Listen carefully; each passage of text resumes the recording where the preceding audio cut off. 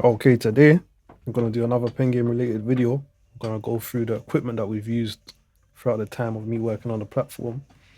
As you lot know, there is the dungeon battles and also the tournament battles that we've done at Box Park. However, last year we also did under levels and Ministry of Sound as well. There was also Pen Game North in Liverpool. We've also done a lot of other venues as well. The Camden for the live streams when they were doing them. Just to start, obviously, when I started the dungeon battles, beginning of season four, I believe, 2023 April, which then dropped in June. When I got the call up for that first pen game, it was from my guy Flavor. Some of you may know him. I thought it was a one-time booking, so I just found out what equipment was in the venue and managed to work with what they had. At that time, I believe they was operating the Yamaha MGP24X, I believe.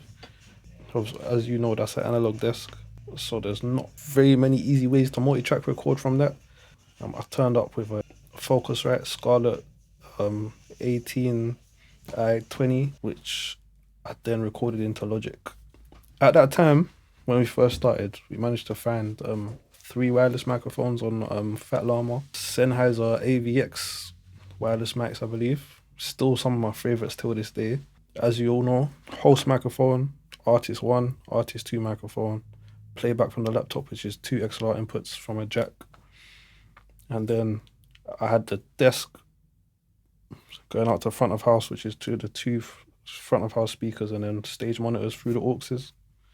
I then was recording through the groups on the desk to the Scarlett, which is a bit unorthodox, but with a desk like that, there's no multi-track or record function that was useful for me for the creation and the use that we wanted for Pen Game. So just had to kind of wing it, work it out that way. So obviously we had the groups going from a jack out into the Scarlett interface and then into Logic. And that's the first setup we ever ran on Pen Game, and it was quite good. Their mics, some of my favorite till this day, as I said. For going on as time progressed, the Pen Game team wanted to invest in their own microphones, and unfortunately, they got some cheap, not as good quality as the AVX microphones, and you could probably hear it as we go into the different videos and times. But we used those for a little while, and then went back to hiring the AVXs because I said quality was just very noticeably different. And yeah, and then from there, they then purchased another lot of Macs, which I thought would have been better. They were the Sennheiser XSWs, I believe. Until this day, my least favorite microphone. The Pen Game team have used them quite a lot for the tournament last year and under the Pen Game Academy battles and some of the last year battles we also done with those microphones. And you can hear there's a lot of, you would call it like RF interference or just the fallout of the signal, like it comes and goes, it phases in and out, and it's just problematic. So eventually managed to convince them to hire different microphones throughout the time. But we'll go over the Box Park equipment setup now as well, because we went from using the Scarlett interface to using Dante to multi-track record into Logic instead, which was it's ideal because obviously interface is not really the best way to get your signal from a live desk into your Logic on your computer. That was my first time using Dante Virtual Interface actually, but with the help of an in-house team at Box Park, the in-house tech, managed to set it up for the first show. That first show I was actually mixing on stage and we were using the AVXs and those first microphones Pen Game bought, and it wasn't ideal. And if some of you look at Group A battles, you will notice the sound quality and the feedback. And if you were there on the day, that first time Pen Game went to Box Park Croydon, it was one of the most challenging days I've had working at Box Park, working on Pen Game at Box Park. a lot of feedback, a lot of phasing in and out. Obviously, as you know, box park recording is an echo chamber. The acoustics in the room are not the best, just due to the shape of the room and the materials, all the plastic boards, and the sound just standing waves all over the place. But we got through that, and it was road to Wembley as well. So obviously, as time progressed, we did go to Wembley, which had a lot better sound.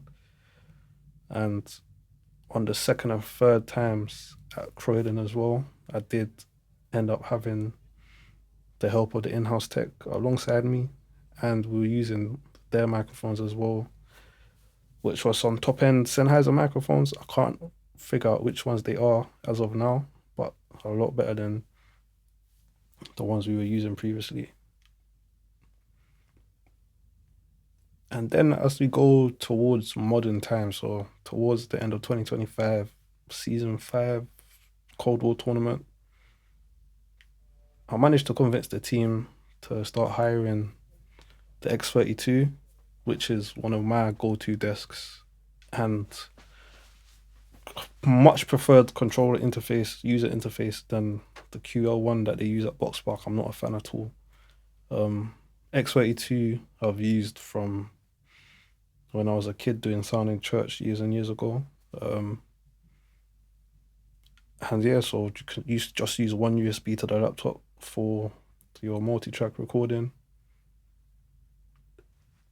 If you look at the first or the second lot of battles we did in the dungeons in 2026, so that's the battles that Scams Dandana, Domi and Sevs, and the others that happened that day, you can hear the quality difference a lot. And that's because we managed to use short QLXD microphones with better 58 heads, which are top of the range wireless microphones, and the quality for dynamic microphone is near to none. Funny enough, we only did hire 2 of those on the day, and one of them, of course, decided not to work. So the artists were passing the mic back and forth, but it was imperative as the quality was uncomparable to from that microphone to the other ones that the Pengame team had bought previously. Obviously, there's been a lot of other setups we've done as well. Like we've had the Camden of the live streams was probably the biggest nightmare because they had just a little sound card desk in the venue. We didn't hire in a desk for that. I was recording all onto a UAD interface, 2 inputs. First time I tried to do one input for the microphones, another input for the playback. It wasn't ideal. Second time I did one input for the microphones, second input for the stereo mix, which was a lot better. Still not ideal because obviously you're dealing with 3 microphones and playback, so you can't edit or mix the one microphone you need to because there's a lot more going on that channel. But managed to get through those.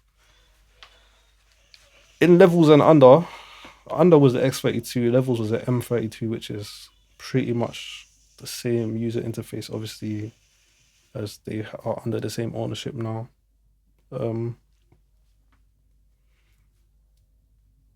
Levels was just a very interesting venue for the sound, and we were using their mics that phased in and out, so it wasn't easy to operate. Pengame North was an M32 as well, quality. But there was a time we got there and it wasn't an M32, and I had to just do the whole thing out of a stereo record. And that's the funny thing is I didn't think much of those mixes, but then they've gone on to do, obviously that's the Cheeks 7 Sizzling Sausage battle, which is one of the biggest battles till this day. Yeah, so that's the main premise of the equipment that we've used so far. Obviously, it's still progressing and going on. A lot of challenges, just turning up to venues and plugging into their systems. Obviously, different quality speakers, different age speakers. A lot of it just club setups. Manchester, we did that one-off Manchester show, and that was very challenging. because it was a small little sound card again, and they had the bassy 80s club system, which was a massive challenge. But yeah, man, that's the basics of what we've been dealing with throughout the recording and shooting of Pengame. Obviously, it's interesting because it's a live performance recorded for content. So there was, when we first started in the dungeon, there wasn't the pressure of having the live crowd and everyone in the venue. As time's progressed and it's become a live show, it's a whole different ball game because there's no stop starting. If you mess up, the whole crowd's gonna look at you. Whereas in a battle, when it's just the cameras, you can stop the cameras, you can do it again. I think we've only had to do 2 rounds over again in the history of working on Pengame. I might be wrong, but I think so. But yeah, it's been challenging, but it's also been a growing curve as well. Obviously, building the equipment list and just getting the workflow. Obviously, then I then take the stems home to then do post production, which I might talk about in a different video. But this is just the equipment list for you guys to get an understanding of how the process works and what we do.